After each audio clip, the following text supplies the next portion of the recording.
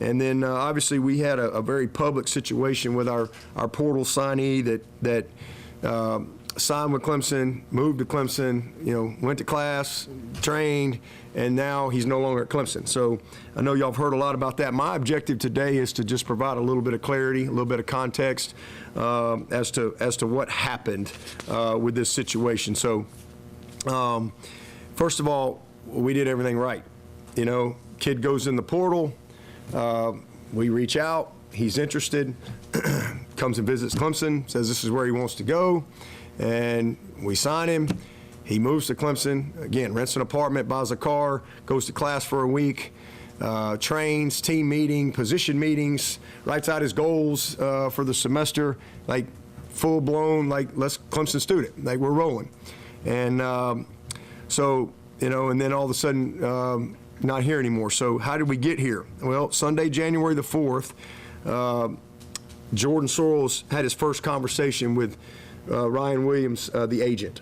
And on Monday, January the 5th, at 8:30, Luke Ferrelli, he showed up here at Clemson with his dad for his official visit. And they came over to my house a little after 9 or so that night, okay? So I had a chance to meet with them for the very first time. And, it was just to get to know each other right there at the beginning. And, had a good conversation. My first question was, hey, they had just come in off of Ole Miss visit. I said, how was the visit? And his dad said, not good. Said it was a mess. It was unorganized. It was chaos. The building was a mess. Nobody knew what was going on. And I was like, well, look forward to y'all seeing Clemson tomorrow. We're going to be organized and structured, and so just kind of had some chit chat that night. And then tomorrow, the next day, on Tuesday, January the 6th, he had his visit on campus at 2:30. Ryan Williams, the agent, Luke, the player, and his dad, they verbally accepted the terms of the offer, and they made a commitment to Clemson. Everybody high-fived it. Everybody's excited. We got our linebacker. We were going to take one linebacker. We're going to take one. So we got our linebacker. We canceled all the visits of all the other guys that we were going to schedule to come in throughout the rest of the week because we're done. We were taking one. We've made our commitment. He signed. All right, so or the next day, Wednesday, that was 2:30. At 3:15, Luke and his dad left town to go back to California. Then Wednesday, January 7th at 11 a.m., Luke signed his financial aid agreement with Clemson. And then Sunday, January the 11th, he moved to Clemson. Again, rents an apartment, buys a car, goes to class for a week. He's in training for a week, team meeting, position meeting, all that. All right, and then on Wednesday, January 14th at 9:49 p.m., the agent, Ryan Williams, calls Jordan Sorrells. And during that conversation, Ryan conveys that Ole Miss has been coming hard after Luke. Sorrells confirmed, he went with the agent, he said, are you talking about the same Luke that's been enrolled at Clemson, that's been in class, that's moved here, that's signed with Clemson?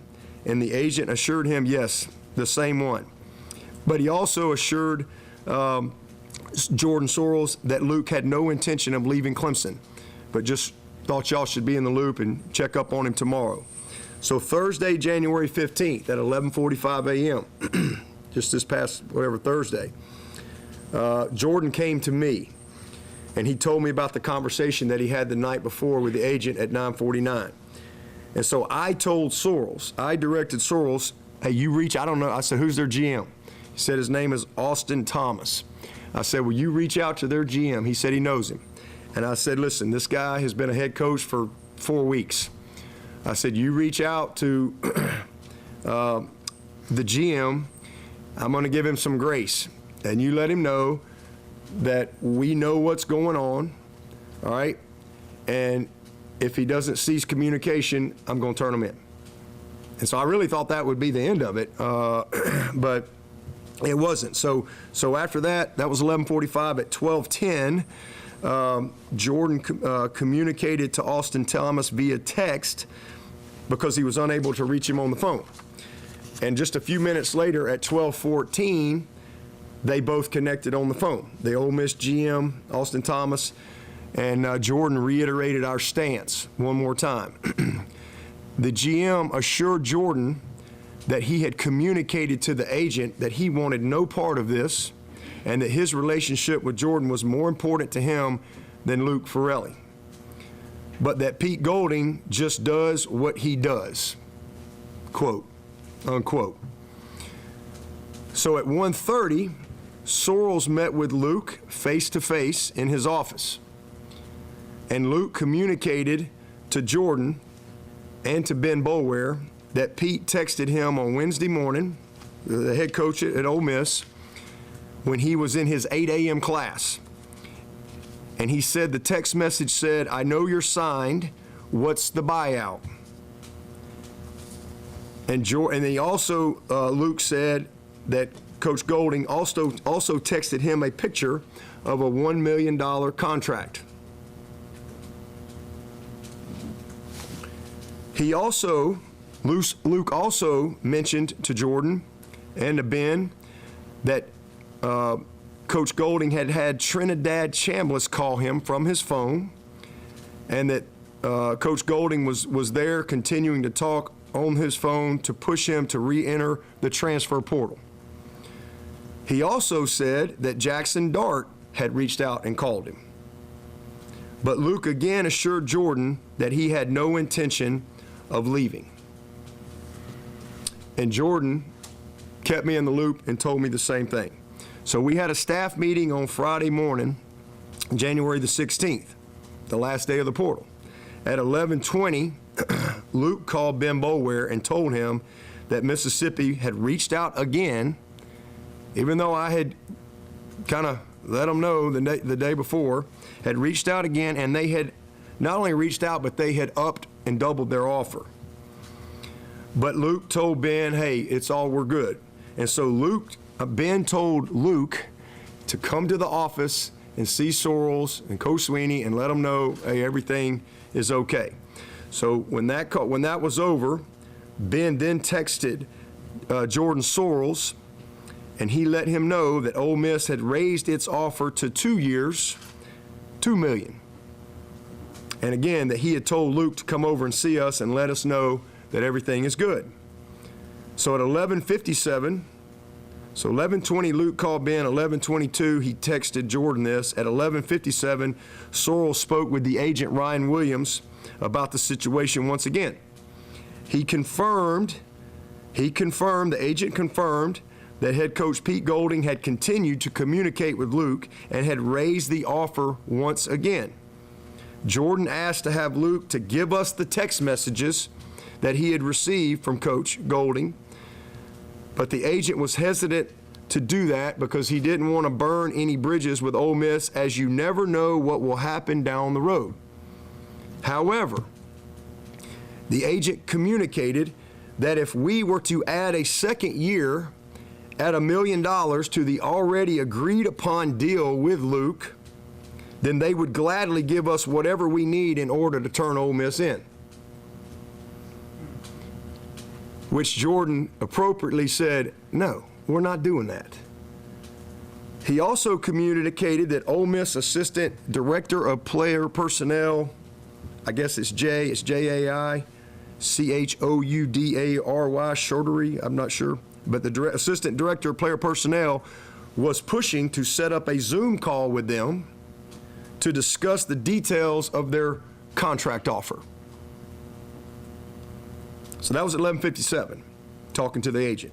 At 12:30, Sorrells met Luke out in the parking lot outside our football facility, and Luke communicated that he was coming to assure him and Coach Swinney that he wasn't going anywhere. I was not in the building. Jordan called me to let me know what Luke said and for me to reach out to him. I called Luke and didn't get an answer. I'm back at work. I'm in my office. Everything's good. 4:14, Jordan Sorrells comes to see me. He had gotten a call from compliance telling him that Luke is in our compliance office trying to request to re-enter the transfer portal. So Jordan let me know, he let Tom Allen know, called Luke, no answer. At 4:19, Jordan called the agent, Ryan Williams, again to alert him that Luke had requested to enter the portal. He responded via text to let him know that he was flying. Sorrells texted, Luke just reached out to our compliance and requested to go in the portal.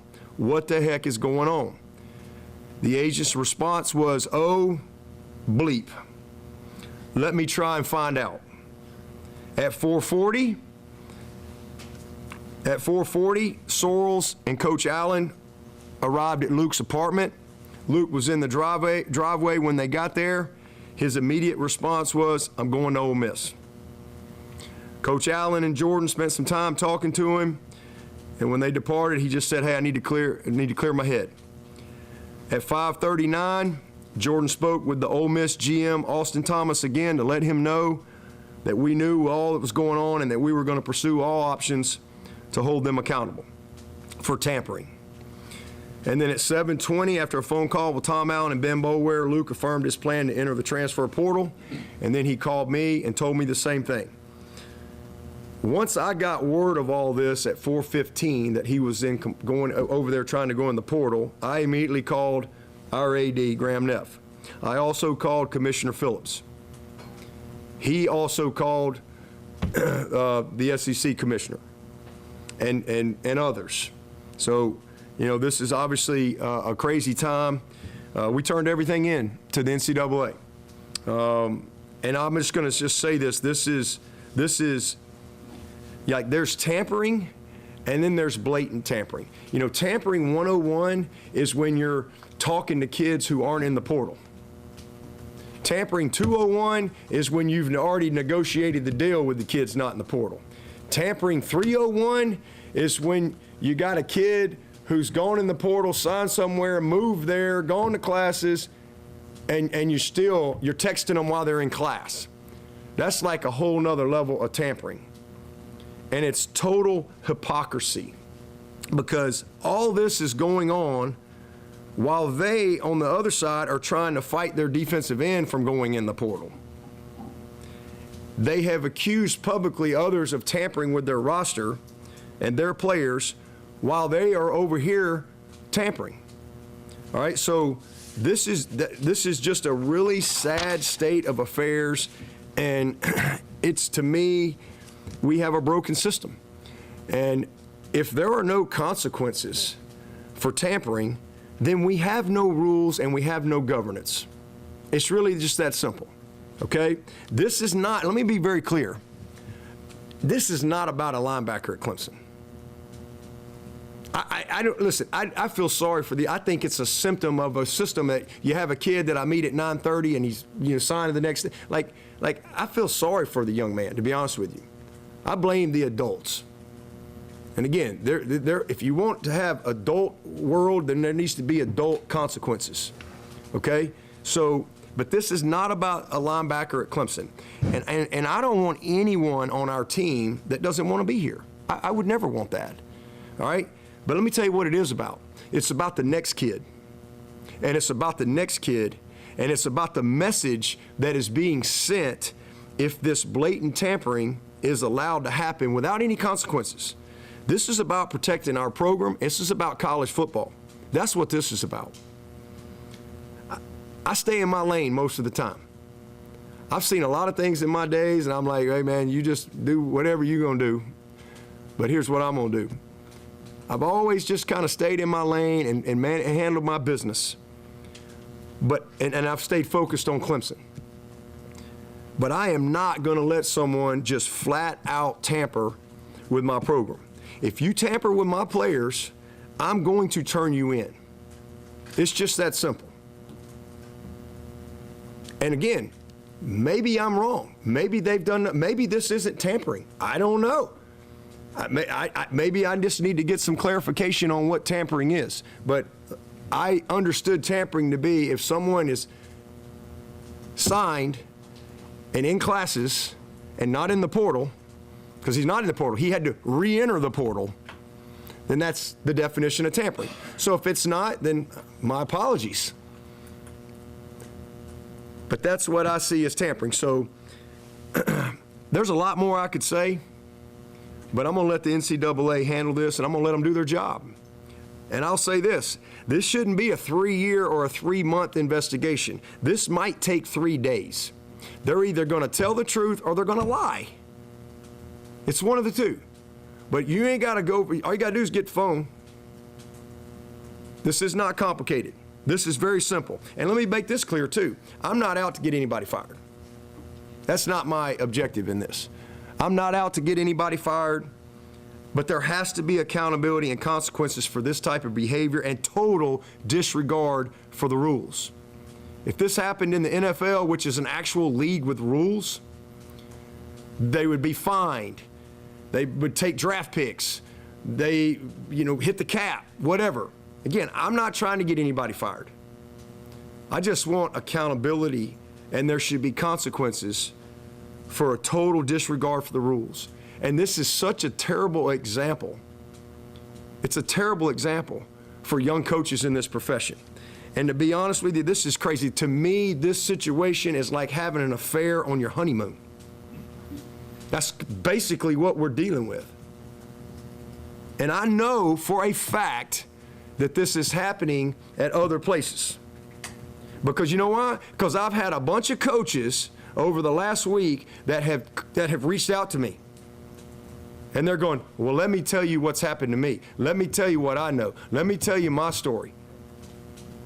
I've had a lot of people reach out with their stories. And so I want to challenge all of those coaches that have reached out to me. I want to challenge all of them. You need to step up and call it out. Otherwise, don't complain. You either step up and you be an example to young coaches in this profession and be people of integrity, or just shut your mouth and don't complain again. That's what I would say to all the coaches out there. Because I know this has happened, and we're never going to get this under control until we start having some consequences. We're just not. It's just that simple. And listen, one of the responses that came out of Mississippi was this right here. Well, people are calling and texting our guys. That was the response. Well, let me tell you what I know. 2 wrongs don't make a right. That's what I know. And we have a saying in our team room that says right is right even if nobody does it. And wrong is wrong even if everybody does it. Okay? And listen, man, my win-loss record, I may never win another game. My win-loss record is set. This is about this profession. This is about college football. All right? So that's what happened. That's where we are. This is crazy. And it's just another reason why we need change. You can't even sign a guy and go to class and work out and have meetings and even know that that's your roster. You can't sign with the Browns and practice a week, and then the Dolphins call you and say, hey, we're going to give you a little more money, and you say, see you, boys, and you go play for the Dolphins. That's not the real world. And so it's total chaos. We have to fix this chaos that's going on in college football. So that's what happened. That's where we are. And to add a little more context, I'm going to pass it off to our AD, Graham Neff, to speak on it a little further.